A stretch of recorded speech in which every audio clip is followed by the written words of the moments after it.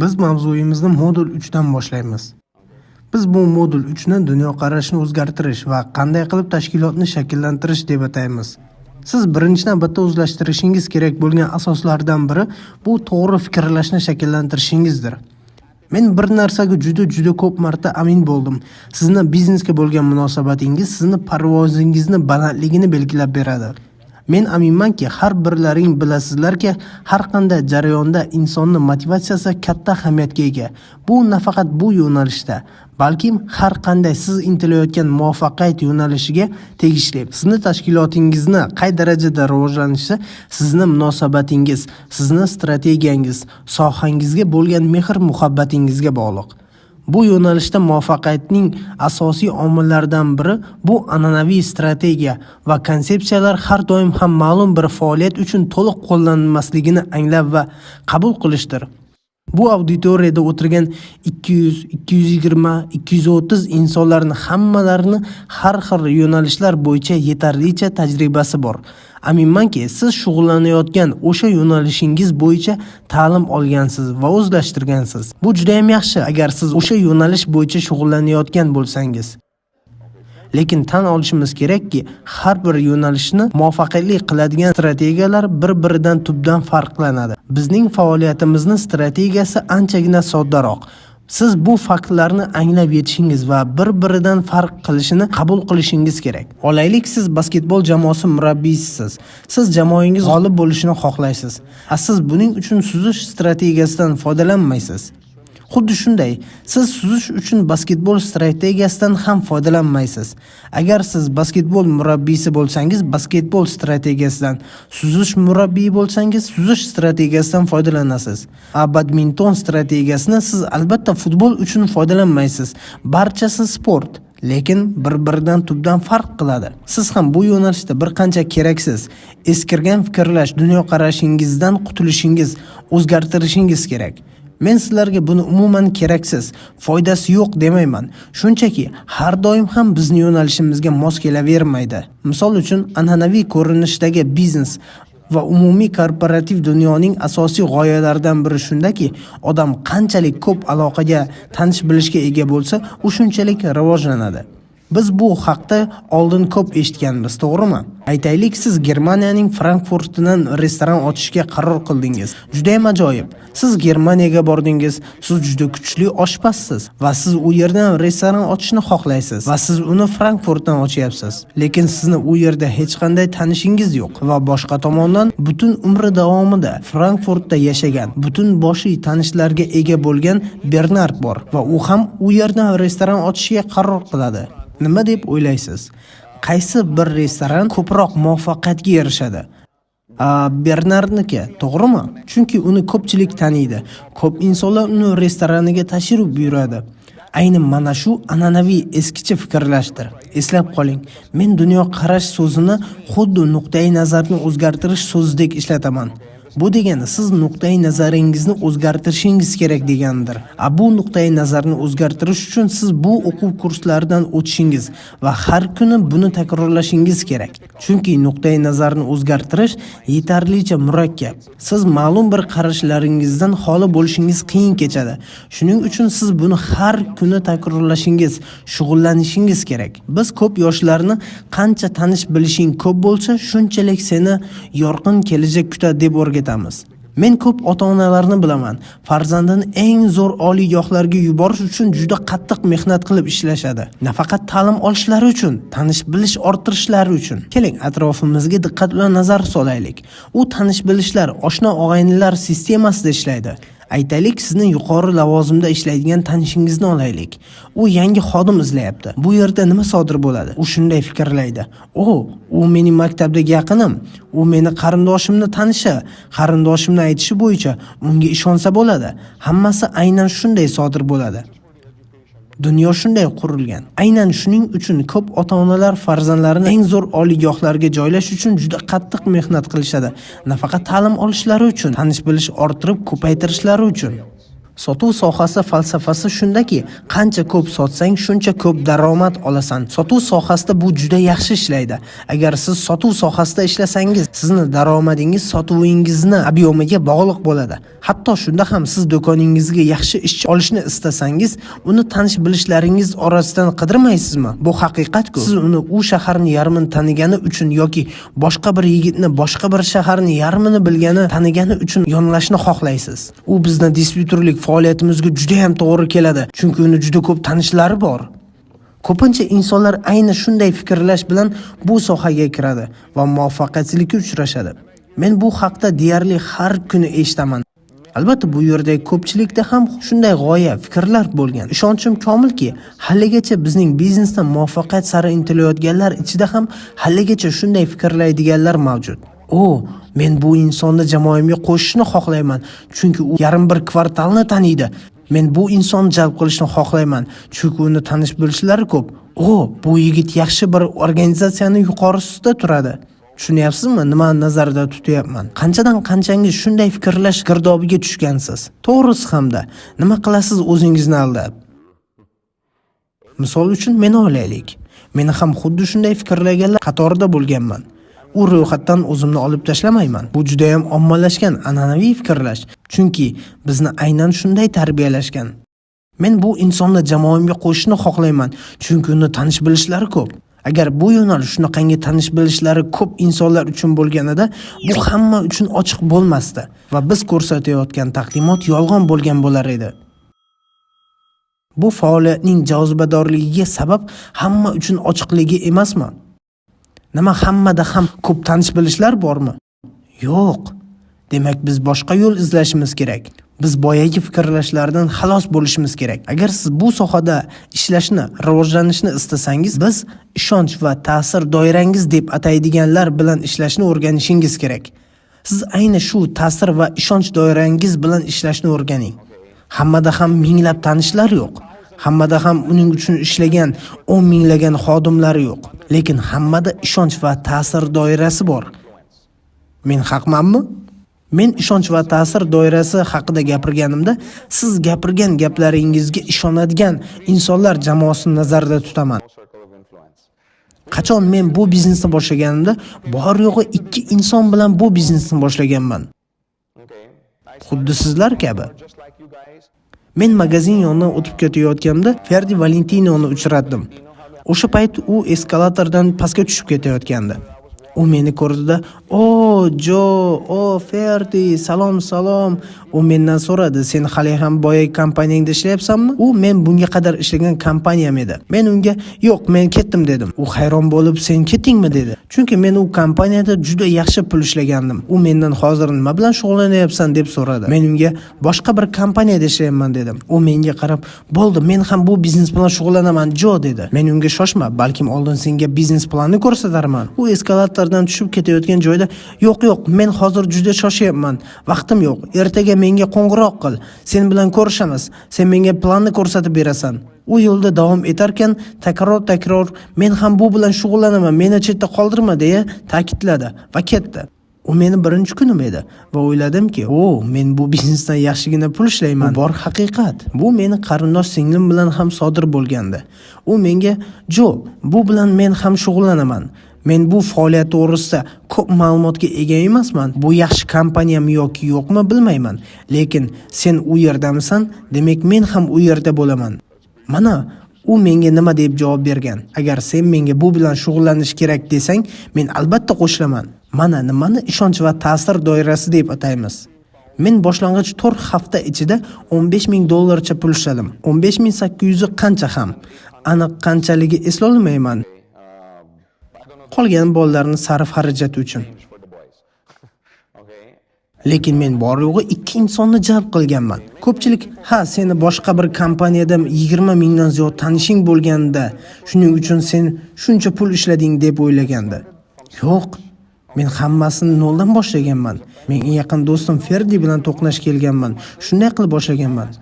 Aslida u bilan to'qnash kelgani kunimizdan 2 kun o'tib uchrashgandik va faoliyatimizni ko'rsatib tushuntirib bergandim.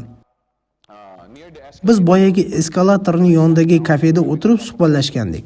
Men stol tevasidagi sochiqlardan birini olib unga taqdimotni ko'rsatdim. Biznes plan unga yoqqanidan kechasi bilan uxlolmay chiqqandi. U men jamoamga qo'shilgandan 1-2 oy o'tib, men undan so'radim: "Ferdi, sen bu biznesga kirishda meni tushuntirishlarimni eshitmaganding ham?" U menga shunday javob berdi: "Chunki men seni juda yaxshi bilaman. Bu sohani sen boshladingmi? Demak, sen buni o'rganib, tekshirib chiqqansan." Uni so'zlariga qaraganda, u men aytayotgan gaplarimga ishonadi. Hamma gap shunda. Aslini olganda hammani o'zini ishonch va ta'sir doirasi bor, to'g'rimi? Ko'rinishlaringdan bunga unchalik ishonmayotgandaksizlar. Shu vaqtgacha men sizlarga men bilan ishlashga roziligini bergan, shuncha pul ishlashimga sabab bo'lgan faqat 2 inson haqida gapirganman. Aslida ham ular faqat 2 ta. Men sizlarga jiddiy aytayapman. Bular menda hozirgacha faqat 2 ta. Bir tomonimda Ferdi va singlim Adet boshqa bir tomonimda. Boshlang'ich birinchi oy davomida $15,000, keyingi oy 26,000, 27,000cha, keyingi oy esa 32,000cha. Shunga qaramasdan men faqatgina 2 ta shaxsiy hamkorga ega edim. Sizga unaqangi ko'p odam kerak emas. Lekin men sizlarga menga sen aqldan ozgansan deb aytgan insonlar haqida gapirmayman. Ular menga quruq ham xayollar ketidan quvyapsan deyishgandi. Lekin men sizlarga ular haqida gapirmayman, chunki ularning soni 40-50 dan ortiq edi. Yana bir ayol bo'lgandi. U meni deyarli xonasidan menga baqirib, ustimdan kulib haydab yuborgandi. Mana men shu tarzda boshlaganman. Men juda qattiq tushkunlikka tushib, motivatsiyamni yo'qotgandim. Men bu sohada qanday qilib hamma pullarini ishlayman deb o'ylab qolgandim. Axir men singlimni bu biznesga jalb qilib bo'lganman-ku deb o'ylaganman. Men qattiq tushkunlikka tushganman. Ba'zi bir insonlar mendan "Jo, nima sen ham tushkunlikka tushganmisan?" deb so'rashadi. Ha, albatta bo'lgan. Men ham hamma kabi insonman. Lekin albatta bir necha soatdan keyin menda asar ham qolmagan undan. Nima bo'lishidan qat'iy nazar men tushundimki, u meni bu sohadagi karyeramdagi eng qorong'u kunlarimdan biri bo'lgan. Atrofimdagi ko'p insonlar menga rad javobini bergan. Nima bo'lishidan qat'iy nazar men sizlarga aytmoqchi bo'lgan narsam, sizni do'stlaringiz, qarindoshlaringiz, kasbdoshlaringiz bu sohaga siz taklif qilgan kompaniya uchun emas, faqatgina siz uchun kelishadi, tushunyapsizmi? Faqatgina siz uchun qo'shilishadi. Chunki ular sizning ta'sir doirangizdagi insonlar. Siz 50 yoki 100 lab insonlarga ta'sir ko'rsata olmaysiz, lekin siz 2, 3, 4 yoki 5 insonga ta'sir ko'rsata olasiz. Bu aniq. To'g'rimi? Hamma insonlarning ishonch va ta'sir doirasi bor. Kimdir aytishi mumkin, ular unda 10 kishini tashkil qiladi. Kimdirda esa ular 20 ta. Yana kimdir esa 5 ta deydi. Men o'ylaymanki, 3-5 kishi bu hammada topilishi mumkin bo'lgan son. Bu ishonchli ko'rsatkich. Ko'p hollarda insonlarning ta'sir va ishonch doirasi 3 dan 5 gacha bo'ladi. Kim fikrimga qo'shiladi? Bu u qadar ko'p bo'lmagan hisob. Qo'shilasizlarmi? Keling, 4 tada qolamiz. Hamma qo'shiladimi bunga? Siz o'z ta'sir doirangizni ko'paytirishingiz va yuzlab insonlarni sizni biznesingizga qo'shilishga ishontira olmasligingiz mumkin. Lekin o'ylaymanki, 2, 3, 4, 5 kishiga ko'pchilik ta'sir ko'rsata oladi. Keling, shuning uchun aynan shular haqida gaplashamiz. Aytganimdek, siz yuzlab insonlarning bu faoliyatga kirish uchun ta'sir ko'rsata olmasligingiz mumkin. Lekin 2, 3 yoki 5 kishini o'ylaymanki, bu u qadar qiyin vazifa emas. Bu xonadagi qancha inson o'z 2, 3, 5 insonimni jalb qila olarmikinman deb o'ylaydi haligacha. Bu u qadar qiyin emas. Bu xonadagi ko'pchilik o'sha buni uddasidan chiqqan. Qanchangiz bu ishni uddasidan chiqib bo'lgansiz? Yana qanchangiz haligacha shug'ullanyapsiz bu bilan?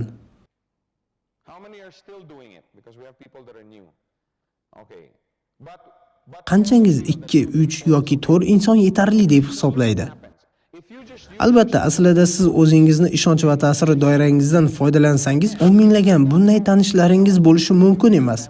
Sizni buncha ishonch va ta'sir doirangiz bo'lishi mumkin ham emas. Lekin albatta sizni yangi ish izlab yurgan akangiz bor. Ishingizdagi hamkasbingiz bor, qo'shimcha daromad izlab yurgan bo'lajak farzandini ta'minlashga intilayotgan og'irayoq ayol bo'lishi mumkin. Ishni o'zgartirmoqchi bo'lib yurgan, ish izlab yurgan tanishingiz bo'lishi mumkin. Bor yo'g'i 4 inson. 2, 3, 4, 5 inson. Endi shu 4 insonni ortida ham ularni ham ishonch va ta'sir doirasi bo'lsa, albatta ularning ham ularga ishonadigan 2, 3, 4, 5 insonlari bor. Men haqmanmi? U insonlar bu kompaniyaga shaxsan siz uchun, siz bilan ishlash uchun emas, faqat ular uchun, ularni ishonch va ta'sir doirasi orqali keladi va tez orada ular rivojlana boshlashadi. Agar siz sizdan talab qilinayotgan ko'makni ularga beradigan bo'lsangiz, bu ularni ishonch va ta'sir doirasidagilarni bu biznesga olib keladi. Oxir-oqibat biz nimaga erishamiz? Jamoaga. Endi bizda jamoa bor, to'g'rimi? Endi bu jamoa rivojlana boshlaydi. Buni odamlarga yoki kompyuterga ahamiyati bormi? Ularni shaxsan siz taklif qildingizmi yoki yo'qmi? Buni ahamiyati bo'ladimi? Kompaniya sistemasiga buni ahamiyati yo'q. Kompaniya sistemasi ma'lum bir inson bu biznesda ma'lum bir o'rnini egallaganini ko'rsatadi, to'g'rimi? Aytaylik, sizda siz taklif qilgan 5 inson bo'ladigan bo'lsa, men siz shaxsan taklif qilgan insonlarni nazarda tutayapman va aytaylik, siz bunga $800 pul ishlasangiz, shu qatorda shaxsan siz taklif qilmagan yana 5 inson bo'ladigan bo'lsa, siz buning uchun kamroq, aytaylik $400 ishlaganingizda, biz taqdimotda aytayotgan narsalar yolg'on bo'lgan bo'lar edi. Lekin bizning biznesda buni ahamiyati yo'q. Shaxsan siz taklif qilasizmi yoki boshqalar taklif qiladimi? Sizga buni farqi yo'q. Sizning o'ng tomoningizdan 8 ball, chap tomoningizdan 8 ball bo'ladigan bo'lsa, siz albatta $400 pul ishlaysiz. Tizimga buni farqi yo'q bo'ladigan bo'lsa, nima uchun bu sizni xavotirga solish kerak? Nima bular sizni ishonch doirangizdan yoki boshqa birovni ishonch doirasidan kelgani qandaydir ahamiyatga egami? Yo'q, hech qanday ahamiyati, hech qanday cheklovlar yo'q. Siz taklif qilasizmi yoki boshqasimi? Buni hech qanday ahamiyati yo'q. Agar siz bu tizimda shunchaki o'z ishingiz bilan shug'ullanadigan bo'lsangiz, sizning 5 hamkoringiz o'zini 5 insonni, keyingi 5 hamkorini jalb qiladi. Shu tarzda davom etadi. Bu faqat bir holatdagina amalga oshadi. Agar siz o'z vazifalaringizni bajaradigan bo'lsangiz, albatta jamoangiz kengayib, rivojlanib ketadi. Keling, vaziyatga oydinlik kiritaylik. Ba'zida insonlar shunday o'ylaydiki, agar men kelib mahsulot xarid qilib 10 inson olib kelsam, nima bo'ladi? Boshlang'ich etapda qanchangiz shu tarzda o'ylagansiz? To'g'risini aytsam, men ko'p statiyalarni o'qidim va u yerda shunday bir g'oya nazarda tutilganki, siz o'zingiz 5 inson jalb qilishingiz kerak degan, lekin buni farqi yo'q.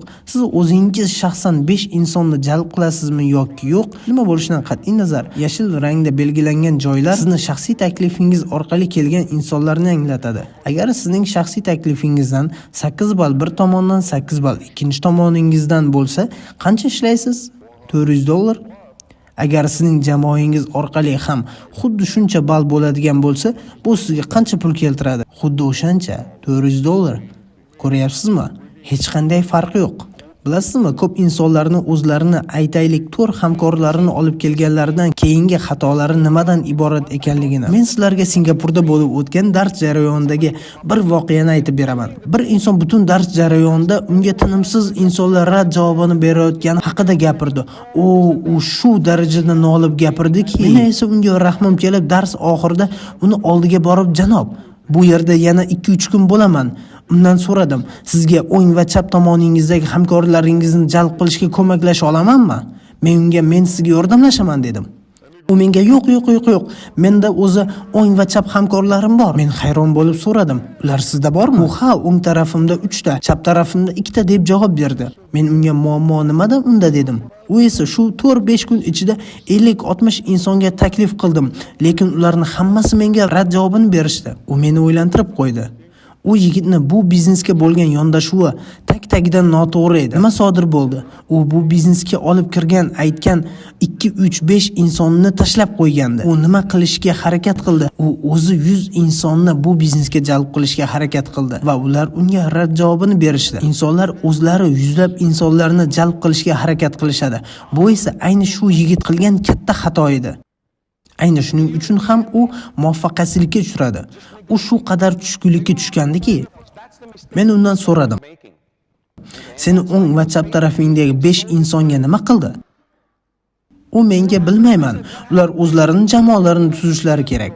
Ular men uchun pul ishlab berishlari kerak." U yigitni fikrlashi xuddi shunday edi. Lekin bizning biznesda bunday qilib pul ishlanmaydi. Oxir-oqibat nima bo'ladi? ular faoliyatlarini to'xtatadilar. Chunki ularni olib kirib, yolg'iz tashlab qo'yishadi. Ular bu biznes haqida hech nima bilmaydilar. Ular o'zlashtirishlari kerak bo'lgan darsliklarni olmaganlar. Natijada ular motivasiyalarini yo'qotadi va faoliyatini to'xtatadi. Bu haqda birozdan so'ng yana gaplashamiz. Nima uchun insonlar bu biznesni tark etadi? Nima uchun boshlang'ich davrida yonib faoliyatini boshlagan odamlar bu biznesni tark etadi? Javob oddiy. Chunki ularni qo'llab-quvvatlaydiganlar yo'q. Va ular ketadilar. Siz shuni tushunishingiz kerak. Siz bu sohada sabrli bo'lishingiz kerak. Siz o'zingizni kuchingiz bilan shaharni yarmini bu biznesga jalb qila olmaysiz. Siz buni qancha erta anglab yetsangiz, shunchalik sizning jamoangiz va biznesingiz rivoj topadi. Yodingizdan chiqarmang. Bu boylikka olib boradigan tez yo'l emas. Bu yerda sizga pul bir lahzada, sizni birinchi kuningiz yoki birinchi haftangizda kelmaydi. Boshqa insonlarga yordam berish madaniyatini tashkil qilishni boshlang. Shunda ular ham o'z jamoalaridagilarni ishonch va ta'sir doirasidagi insonlarga yordam bera boshlashadi. Nima haqida gapirayotganimni tushunyapsizlarmi? Aynan mana shu tarzda tashkilotni turg'azish kerak. Aynan shu tarzda jamoani yaratish kerak. Jamoangiz bir-birlariga bo'lgan ko'mak yordamida yaratiladi. Meni oldimga bir kun Ferdi kelib aytdi: "Jo, menda biznes rejani ko'rsatmoqchi bo'lgan bir jamoa odamlarim bor. Men ularga biznes rejani sen ko'rsatib berishingni xohlardim. Chunki men biznes rejani sen kabi ko'rsatib bera olmayman." Men unga albatta, soat nechda? Soat 7da bo'ldi, eslab qolaman. Va biz Ferdini 3-4 kishidan tashkil topgan guruhi bilan uchrashdik va ular ichida Dave Trinidad ismli inson bor edi.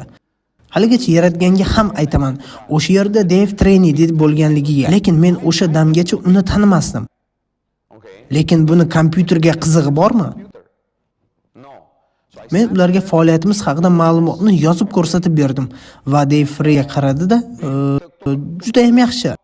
Nimadan boshlash kerak dedi. Men o'yladim, bu yigit menga o'xshar ekan dedim. Bundan so'ng boshqa tomondan qarindoshim, singlim menga yuzlandi. "Jo, meni uyimga do'stlarim keladi. Ular uchun taqdimotni ko'rsatib bera olmaysanmi?" dedi. Men albatta, faqat doska tayyorlab qo'y dedim. O'sha uchrashuvdagilar orasida DJ Kitini ismli inson bor edi. Keyinchalik esa u mendan uni uyda, uning do'stlariga taqdimotni ko'rsatib berishimni so'radi. Undan keyin yana bir taqdimot, so'ng jamoamizda Rico Will paydo bo'ldi. Rico Will bilan bir vaqtda yana bir Patrick Zinga kelgandi. Tushunyapsizlarmi? Bu bilan sizlarga nima demoqchiman? Men ularni tanimayman. Men shunchaki ularga o'zlarini 2-3-4 hamkorlarini jalb qilishga ko'maklashdim. Tushunyapsizmi? Qanday qilib men ularni tashlab qo'yishim mumkin edi? Agar men ularga ko'maklashmaganimda ham ular o'zlari katta yutuqlarga erishishardi deb o'ylaysizmi? Balkim, lekin buni iloji yo'q. Insonlarga ko'mak kerak. Bunday madaniyatni yaratishingizni yagona yo'li buni o'zingizdan boshlashingiz. Bu biznesga o'ng va chap tomoningizga bittadan insonni jalb qilish deb yondashmang va ularga qanaqam tez men uchun pul ishlab keltiringlar, tezlashinglar. Afsuski, ko'pchilik shunday deb o'ylaydi. Men seni olib keldimmi? Demak, sen menga barcha klientlaringni olib kelishing kerak. Ha, endi sen menga maktabingdagi barchani olib kelishing kerak. Men seni yaxshiga deb o'ylagandim. Yo'q, bu tarzda pul ishlab topilmaydi. Agar siz aytib o'tgan madaniyatimni yaratadigan bo'lsangiz, bilasizmi bunga amal qilmaslik nima uchun xavfliligini? Agar siz bunga amal qilish shart emas deb hisoblasangiz, nima deb o'ylaysiz? Sizning jamoangizdagilar o'zlarini jamoalarga qanday yondashishadi? Xuddi shunday. Lekin agar siz u insonlarga yordam qilib ishlaydigan bo'lsangiz, ular o'zlaridan keyingi jamoalarga qanday munosabatda bo'ladilar? Xuddi shu tarzda. Aynan shuning uchun ham bu birinchi bosqich nuqtai nazarni o'zgartirish o'ta muhim ahamiyatga ega. Chunki u SGM ni shakllantiradi. U sizning jamoangiz madaniyatini shakllantiradi. Bu madaniyatni shakllantirishning yagona yo'li buni o'zingizdan boshlash, boshqalarni ishonch va ta'sir doirasidagilarni jalb qilishga ko'maklashish. Pul esa keyinroq keladi. Tasavvur qiling, agar bu siz bo'lsangiz va siz o'zingizni, to'rt insoningizni jalb qiladigan bo'lsangiz, bu qancha vaqtni oladi? Agar sizda jamoangizdagi lideringizning ko'magi bo'lsa, o'zingiz uchun hal qiling. Ishonch va ta'sir doirangizdagilarni jalb qilishga qancha vaqt ketadi? Nima deb o'ylaysiz? Qancha vaqt ketadi bunga? Kimdir bir hafta deyapti, kimdir 2 kun. 1 oy, 2 oy kim ko'proq taklif qiladi? 4 oy. Lekin bu juda uzoq. Keling aytaylik 1 oyda. Xo'p, mayli, 2 oyda. Bu hammaga to'g'ri keladimi? 2 oy o'zingizni ishonch va ta'sir doirangizdan 4 insonni jalb qilish uchun. Albatta o'zingizni kuchingiz bilan emas, lideringizning ko'magi orqali. Tushunyapsizlarmi? Endi bu to'rttalari ham o'zlarini ishonch va ta'sir doiralariga ega. Men haqmanmi? Bu yigitlar yovvoyi emas-ku, qandaydir orol yoki g'orda yashaydigan. Ularning ham ishonch va ta'sir doirasi, do'stlari, qarindoshlari, aka-uka singillari bor. Har bir insonning ishonch va ta'sir doirasi bor. Tushunyapsizmi? Bu yo'nalishda yaxshi daromad olib rivojlanish uchun shunday qilish kerakki, hammada bor narsa bo'lsin. Hammani esa ishonch va ta'sir doirasi bor.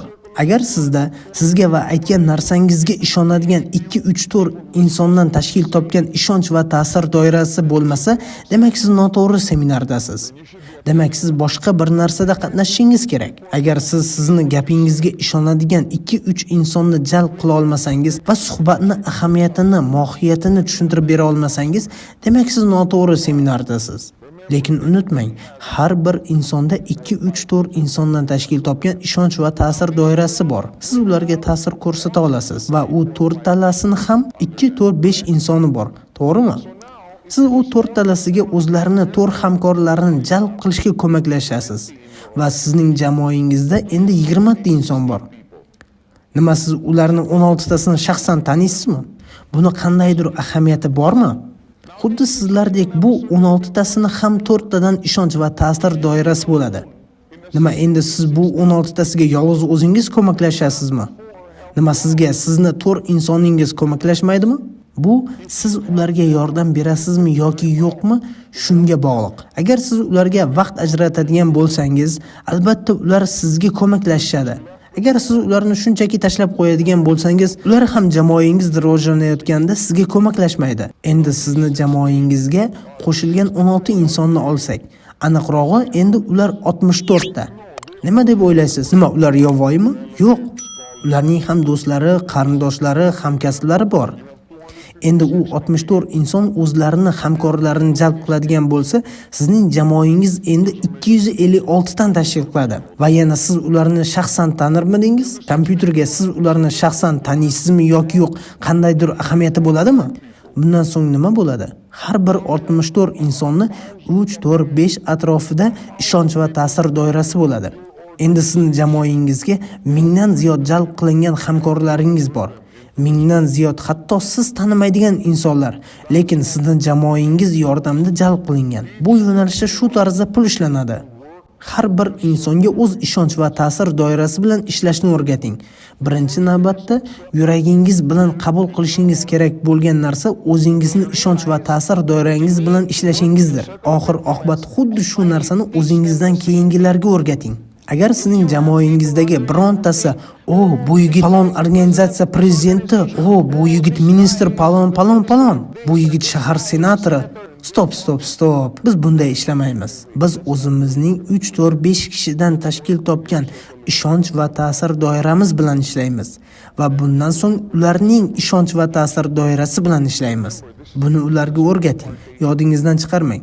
Bu faoliyatdagi jalb qilish nuqtai nazarini qancha tez anglab yetadigan bo'lsangiz, sizning jamoangiz ham shunchalik tez buni o'zlashtirib, o'z hamkorlarini o'qitib o'rgata boshlashadi. Katta pullar esa sizga keyinchalik keladi. Men buni kafolatini beraman. Agar siz barchasini to'g'ri qiladigan bo'lsangiz, katta pullar, sotuvlar hammasi jamoangizdagi bo'lajak liderlarni to'g'ri nuqtai nazarda o'qitib, o'rgatib, tarbiyalashingizga bog'liq. Katta pullar esa keyinchalik keladi. Men bunga kafolat beraman.